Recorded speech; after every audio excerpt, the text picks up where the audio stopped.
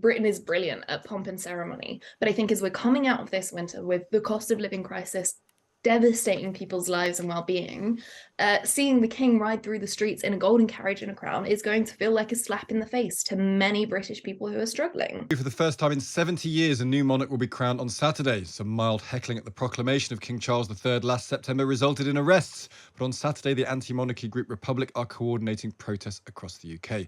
Riz Possnett is a student at Oxford, leader of No More Royals, and will be at the protest on Saturday. Morning to you, Riz. Morning, hi. Very good, thank you. Tell us why you're protesting. I think the key point here is about democracy and about British democracy. We need an elected head of state. It's completely ridiculous that we are stuck with the same institutions we've had for centuries.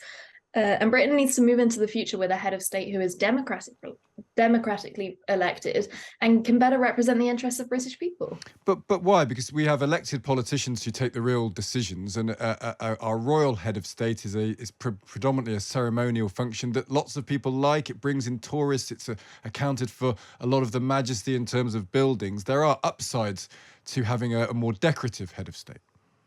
Sure. So it's interesting. The royal family effectively serves a ceremonial role in the sense that they do little to advocate for the interests of British people in the political sphere, but they also gain all of the advantages.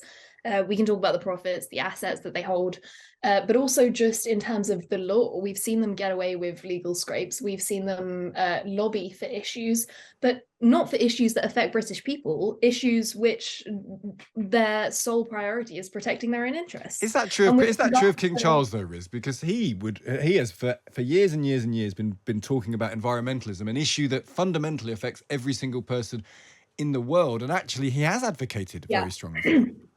Yeah, so it's true that royals often will do some charity work. They'll show up at events. I don't think that justifies the amount of money that we spend on them. I would just like to come to the point you made about tourism first. We actually have a lot of strong evidence that the royals are not profitable in terms of tourism. Look at France, for example. All of their palaces are open all the time to the public because they don't have kings and queens sitting in them. At a time when the British economy is not in a good state, we just we can't afford to be wasting money on the royals, which operate effectively as parasites. We talk about people on benefits and how they take money out of the economy, but the royals are far more expensive. They live luxurious lifestyles, and it's not justifiable. It is true that they will at times raise awareness of political issues, as many other people do at a far lower cost. I've been doing this work around environmentalism and many other social justice issues since I was 15 and have never been paid for it, but I do it because I care about it, not because I want to live in a castle. No, but equally, the impact of you doing that, large though it may be, is probably not as large as Prince Charles doing it when he was Prince Charles. I mean, that's just a fact of how the world works. Tell us what you can actually do, Riz, because a lot of people people who like this sort of thing want this to be a beautiful pageant. They want a moment of history that they can remember because it's important to them. There's a whole bunch of people in the country who feel very strongly about this. What are you going to do that enables you to mark your protest without spoiling it, or do you want to spoil it?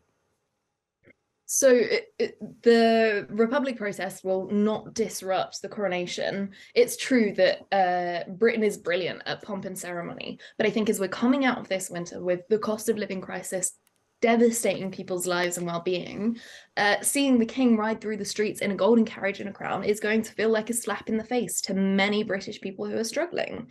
And so what Republic will do and what anti-monarchist activists will do will represent those people and advocate for a better system and a better future. And that involves doing what, though? What do you plan to do? Is it shouting? Is it waving banners? Is it any action? How are you going to protest?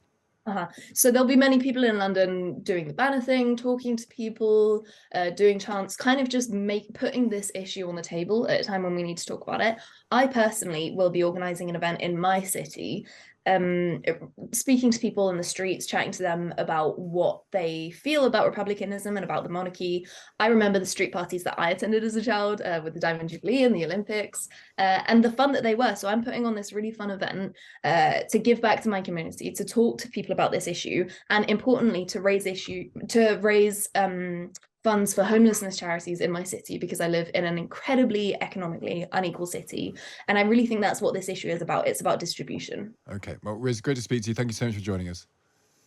Thank you. That's Riz Possnett there, student at Oxford, leader of No More Royals, saying they're not going to disrupt the ceremony. They are just going to protest.